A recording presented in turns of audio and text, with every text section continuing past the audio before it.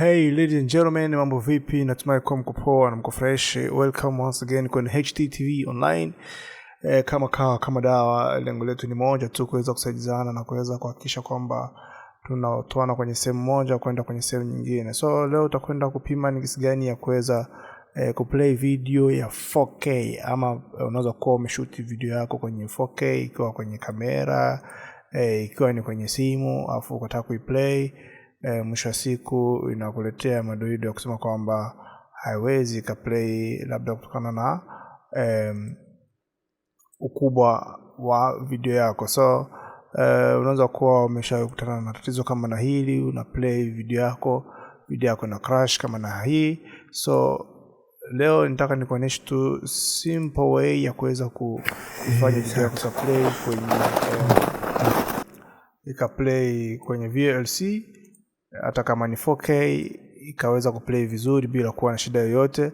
So ningependa tu uweze kuwa pamoja nami, na kama ndio itakuwa mara yako ya kwanza kuweza kuwa pamoja nami kwenye HTV online, ningeweza kuomba tu uweze kulike, kusubscribe, pia uweze kufungua notification ili uweze kuwa wa kwanza katika watu ambao watakuwa wanapata notification pindi ambapo tutakuwa tuki-upload video zetu.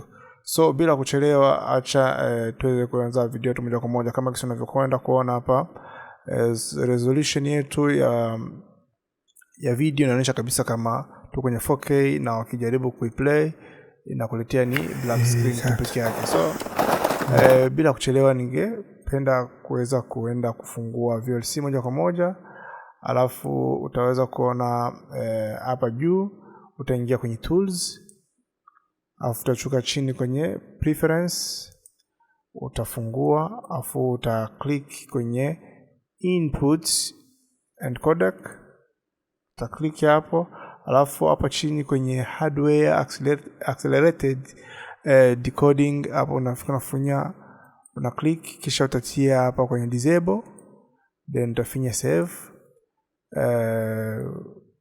Pia utajibu kufungua, utakuwa ni bado ni vile bado ngali na black screen, lakini unaona kwamba inajaribu kupop up image alafu inafuka kama inabana. So tutarudia tena tufungue VLC yetu, alafu tuingie tena kwenye tools, kisha tuingia kwenye preference, kisha tuingia kwenye video.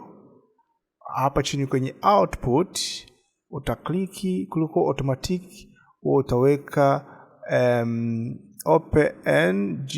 OpenGL video output for Windows. So unaweza click hiyo, ama kwa kama hii haitatumika kwako unaweza katia chini, lakini tuanze hii na hii ya Windows kama unatumia Windows, alafu utafinya save, then mwisho siku utafunga, kisha uta double click video yako. Wow, video inaweza kuplay bila wasiwasi, bila kuwa na scratch yoyote, na sauti inatoka vizuri. Tusikia mambo wazi, tuone.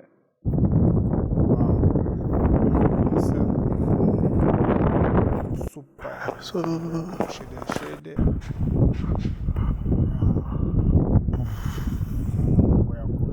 super sana, na hakuna hata mkwaruzo hata mmoja. So fikiri hapo kabisa utakuwa umeweza kuona jinsi gani ya kuweza kufix tatizo. Kama utakuwa umefurahishwa na video hii, usiweze kusahau kuacha like, kuweza kusubscribe HTTV online. So tutana kwenye video nyingine. Call me King Mix. Kwa kweli kama dawa. See you next time.